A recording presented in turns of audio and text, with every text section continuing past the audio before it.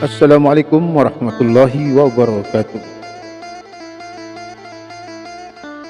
Ada beberapa orang yang saleh di zaman Nabi dan Rasul.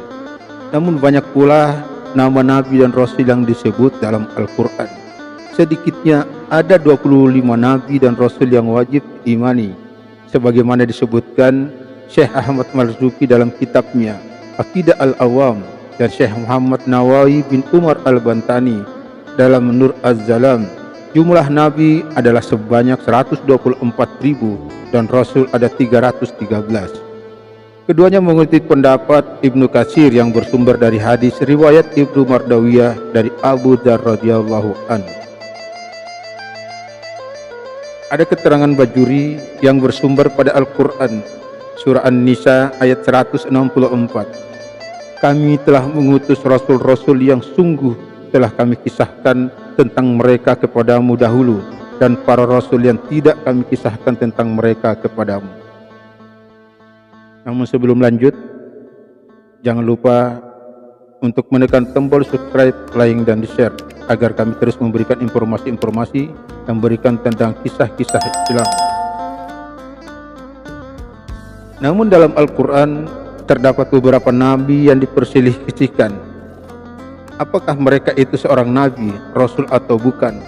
Misalnya Zulkarnain, Luqman Hakim, dan Imran. Nama Luqman Hakim dalam Al-Quran disebut sebanyak 2 kali. Keduanya terdapat dalam surah Luqman 31 ayat 12-13. Sesungguhnya kami telah berikan hikmah kepada Luqman, yaitu bersyukurlah kepada Allah. Barang siapa bersyukur kepada Allah, sesungguhnya dia bersyukur untuk dirinya sendiri. Barang siapa yang tidak bersyukur, sesungguhnya Allah Maha Kaya lagi Maha Terpuji. Quran surat Luqman 31 ayat 12. Siapakah sesungguhnya Luqman Hakim itu? Apakah dia seorang nabi atau bukan? Para ulama berselisih pendapat mengenai hal ini. Menurut pendapat mayoritas ulama, Luqman hanyalah seorang ahli hikmah karena dalam Al-Quran disebutkan bahwa Allah memberikan hikmah kepadanya. Selain itu, ia terkenal dengan nasihat kepada anaknya untuk berbakti kepada kedua orang tua dan tidak menyekutukan Allah. Ibnu Katsir dalam kitabnya Bidayah wa An-Nihayah dan Tafsir Ibnu Katsir berpendapat, nama panjangnya ialah Luqman bin Anqa bin Sadun, sedangkan anaknya bernama Taran. Demikian pula menurut As-Suhaili. Sementara itu, Syauqi Abdul Khalil dalam kitabnya Atlas Al-Quran menyebutkan Luqman adalah putra saudara perempuan Ayub atau putri bibinya.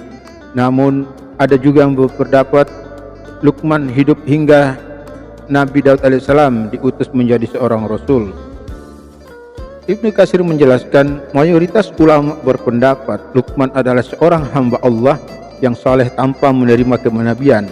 Sementara itu, Jabir bin Abdullah mengidentifikasi Luqman memiliki tubuh yang sangat pendek dan hidungnya tidak mancung.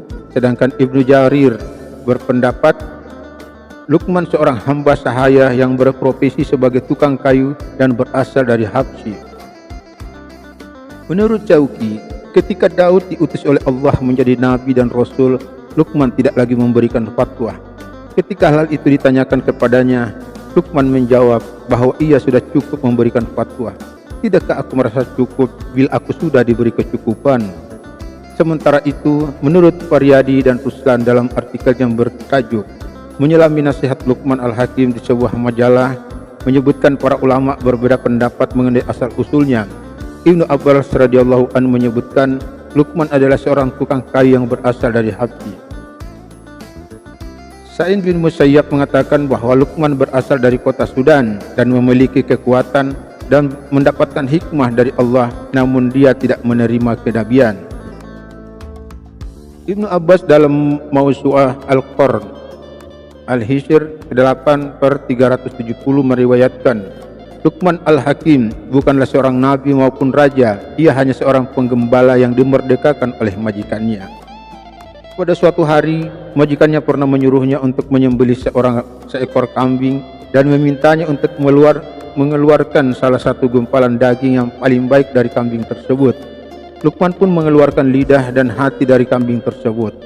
Kemudian, selang beberapa hari, sang majikan menyuruhnya kembali untuk melakukan hal yang sama dan memintanya untuk mengeluarkan gumpalan daging yang paling buruk dari kambing tersebut. Luqman kemudian memberikan lidah dan hati. Dengan penuh keheranan, sang majikan menanyakan alasan Luqman melakukan hal itu. Luqman menjawab, kedua bagian itu adalah yang paling enak jika ia benar-benar baik. Ia menjadi paling tidak enak atau buruk jika keduanya itu buruk. Siapapun yang menyebutkan Luqman seorang ahli hikmah, itu karena di antara kata-kata bijak yang disampaikan Luqman adalah diam, itu hikmah, tapi hanya sedikit sekali pelakunya. Riwayat lain menyebutkan Luqman bertubuh pendek dan berhidung mancung. Ia berasal dari Nuba dan ada yang berpendapat ia berasal dari Sudan. Ada pula yang berpendapat Luqman adalah seorang hakim di zaman Nabi Daud. Jadi, ini hanya sebuah kisah yang jelas. Seorang Luqman itu adalah orang yang bijak, orang yang baik, orang yang dipilih Allah untuk disebutkan di dalam sebuah Al-Quran.